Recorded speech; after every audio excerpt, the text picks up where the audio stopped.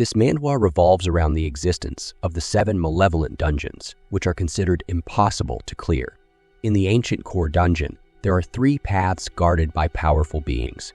Renea, a homunculus guarding the red path. Patrick, a death knight guarding the blue path. And an unknown number of tentacles infesting the right path. The ruler of this impenetrable fortress is an ancient monster known as Swallow. Renea, Swallow, and Patrick met in their underground realm to discuss the troubling rise in the number of human intruders breaching their borders.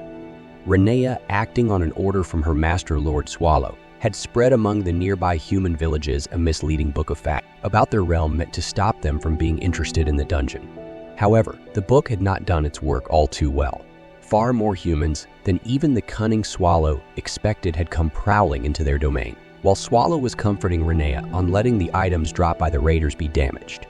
Patrick seemed quite amused by Swallow's new mutation of 6 fingers on his hands, saying it was a clear improvement from the over 40-plus teeth Swallow had sported in an earlier form. Renea, meanwhile, listened raptly with obvious affection for her beloved Swallow. Renea reported to the others that in just the past 10 days, over 74 trespassers had been engaged by their realm's formidable defenses. The vast network of writhing, jet-black tentacles that surrounded the borders and protected the underground city, though the tentacles carried out their duty in disposing of the encroaching humans, not without cost.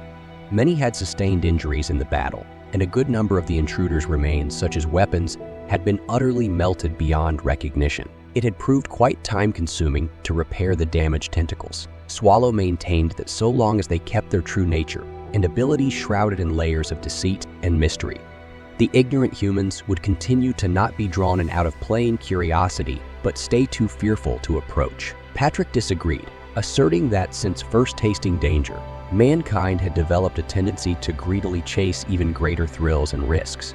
Like moths drawn to a flame, undeterred by potential costs, Renea did not see a problem with Swallow plan because she was blinded with love.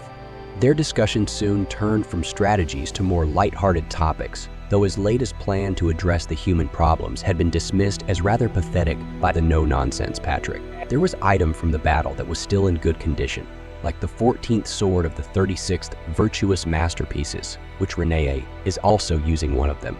So they did what they usually do, keep the item they need, and use the rest to bait in more people. There was remaining magic stone, so Renea decided to go to the human village to sell them for money. She went to a local store, but was told that her items can only be used for high-ranking mages and was directed toward the magic tower wing. Entranced by Rensack, Aimer and the gathered mages gasped upon the mystical prizes within. Quality magic crystals of unparalleled value sparkled, more than enough to dominate any territory. She saw Renea's hair and thought she was a noble lady. She fixated on Renea. They decided to buy the items and also tried to scam her out of her money, but Renea did not have the brain of a 5-year-old. She received the money and was also shown to a location, a vault of treasures. Renea dismissed Aimer's extravagant displays until halting before a red lovestone. Its proclaimed power to ensure eternal love piqued her curiosity. Seeing an opening, Aimer's eyes gleamed with calculating greed. She baited Renea into trading all goods for the charm. Outside, Haim pleaded with Aimer not to endanger the strange girl, worried the charm sealed an evil demon. But Aimer scoffed at morality, obsessed only with the relics now in her clutches. Haim remained uneasy, sensing their dealings may have unleashed unknown trouble. Renea arrived at the ominous one of the 7 malevolent dungeons, Chait Castle. The notorious bathing blood noble Ursabe. Bathory snipped Ren's silvery locks. Their light chatter turned to Ren's mysterious errand, a confession of feelings to the primordial core's Lord Swallow. Bathory chuckled in disbelief, questioning Ren's taste given Swallow's glaring flaws. Yet despite listing the beast's laziness, Renea insisted on her affections. Bathory obliged her beautification, unveiling a transformation that left even Renea blushing in the mirror. She bid Renea well. Meanwhile, at the opulent Imperial Subjugation headquarters, chaos erupted as word arrived of Bern Hustal's ill-fated expedition, the man with the sword called Tanabella, as humanity's shining symbol of hope, had mixed with Bern's death and failure to claim the fabled masterpiece of the dungeon. Bern was one of the people who tried to defeat and claim the dungeon in the opening scene. The headquarters now faced the full wrath of both outraged citizens and their vengeful emperor.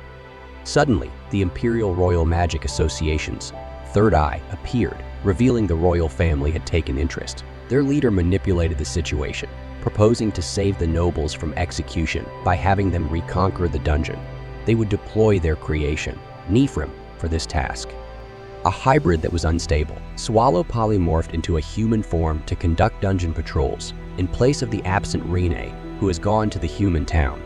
He inspected the damage to room 5 belonging to the plant monster. Renea, now back, wore frilly pink dress in place of her maid outfit. Renea hinted at special plans and requested Swallow's time, leaving him unsure how to respond. Swallow thought she was going to turn in her resignation letter, because that was what he was most scared of. But Swallow was shocked when she professed her long-held love for Swallow and pleaded to be together. Swallow understood her feelings yet hesitated, concerned about challenges as their job is to defend the dungeon. In a frenzied, possessive state, Renea brought out the red love stone gifted by Wing Tower, intending to use its rumored power to force Swallow's acceptance. Sensing her murderous intent, Swallow's unstable polymorphed form lurched out of control. His true, monstrous form tore free, serpentine tails encircling Renea in a deathly threat. She faced annihilation in petrified confusion, unable to comprehend why he would turn on her after centuries of companionship. Dropping the stone involuntarily in mortal terror, it shattered upon the stone ground, to Reen's bewilderment. Within oozed not gem fragments, but a foul black ichor, birthing a minute demon fetus that chilled her to the core. It became instantly apparent the love stone was no such innocent charm, but some sinister cursed object of dark. The scene went to Swallow and Patrick talking about the event, as Swallow remained deeply unresponsive after the harrowing ordeal. Patrick dutifully cared for him within the empty dungeon halls. Patrick recounted the incident in careful detail from his perspective. Apparently, Patrick came to the rescue and could not reach through Swallow and Renea with words, because they both were in daze, one with anger and another in a state of how she could want to kill her beloved. Patrick then pushes Renea away, taking her place. Swallow then asked Patrick if he wanted to kill him. Coming back from the flashback, Swallow was embarrassed that he did such a thing, while neither was fully to blame.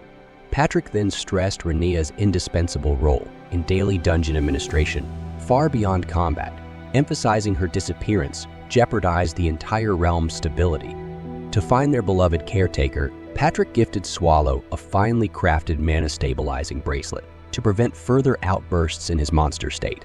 He ordered the Dungeon Lord's return within a strict 5-day deadline, sensing the inevitability of a human invasion force. Bidding a hasty farewell, Swallow departed in a whirlwind of darkness as Patrick read further ominous news. An article detailed Guillotine's tooth up for auction, and prized artifact he knew Renea formerly possessed. Putting the pieces together, he deduced she must have sold her most cherished item to obtain the Lovestone's cursed power, arriving in the Demon King Mel's ominous lair with a grand entrance. Swallow inadvertently interrupted her climactic battle with an expedition team led by a knight. Swallow tried to ask if they knew where Harston was. The knight and Mel's were pissed about a person intruding their fight to ask for directions. Who in the world did he think he was? They ignored him and continued their fight while he was standing in the middle, growing irritated by their amplified yelling. Swallow gulped down the humans while casually inquiring from Mel's for directions after burping. Mel's expressed sincere gratitude for assisting her, yet Swallow sensed an inappropriate eagerness in her demeanor and probing stares. But when Mel's asked what is a Harsty, the crushing realization dawned that he had traveled enormously off course. Sinking into a well of disappointment in himself, Swallow lowered his head, deeply troubled. Mel's curiously observed his uncharacteristic dismay, unable to comprehend his true goal to find clues to Renea's whereabouts as an outsider demon ruler isolated from wider world affairs. Mel's suggested using a teleportation hub in Liège. Mel's confidently led Swallow to a grand tavern she proclaimed as a valuable hub, where locals unwittingly shared useful information by indulging conversations over drinks. There, they encountered a paper on known dungeons nailed to the walls, including interior mapping, estimated rewards, and current expedition teams venturing within. One particular crimson sheet concerning the fabled primordial core caught Swallow's attention, detailing its ancient monster lord bearing his namesake. Eager to get a glimpse of the paper, Mel's excitedly requested sight of the paper, enthusiastically launching into an explanation of her personal fascination upon receiving it. When intoxication overcame even her demonic constitution, Mel's collapsed unconscious upon the table. Swallow sighed in reluctant responsibility before gently carrying her to her room. In the morning, Mel sat on the bed, holding her head, hungover and confused. Swallow walked in unannounced. He was startled by her sudden childlike appearance as her true form. He asks why she looked like a child and got beaten up. It is like asking a woman her age. Mel's proudly claimed her youthful figure projected her future maturity. Somewhere else, intruders. Nifrim and his group showed no respect, barging into his private chambers and making demands. The Lord of Harston, Earl, knew he was powerless to oppose them, as they carried the implicit backing of the imperial family. Any direct confrontation would mean the end for him. As Nifrim and a girl continued disrespecting him by ignoring his questions and addressing the maid instead, for snack. He had to endure this insult to his pride and authority within his own castle walls. Nifrim was eavesdropping with magic and used that to strike a deal with Earl to get rid of everyone who'd be a disturbance. Swallow and Mel's took a flying carriage to the teleportation hub in Liège. It would take a week to traverse on foot, with no money between them. Swallow found coins Patrick sneakily provided, paying their fare. When Swallow and Mel's wanted to use the teleportation hub in a town called Survey Rose, they were told it was unavailable now because of an auction, and he was given a paper with more information. Swallow was gripped with turmoil as the disturbing realization hit. The weapon being auctioned was unmistakably Renea's legendary weapon. But how did such a prized blade come to be sold? Dark thoughts swirled in Swallow's mind. He recalled Renea's powerful yet wounded state when she had last fled, and Renea without her blades was like a songbird with clipped wings, vulnerable. The notion of her falling to mere humans was unconscionable. Was she killed by humans? Swallow grabbed his head, struggling to process this terrifying possibility. In a manic state, he transformed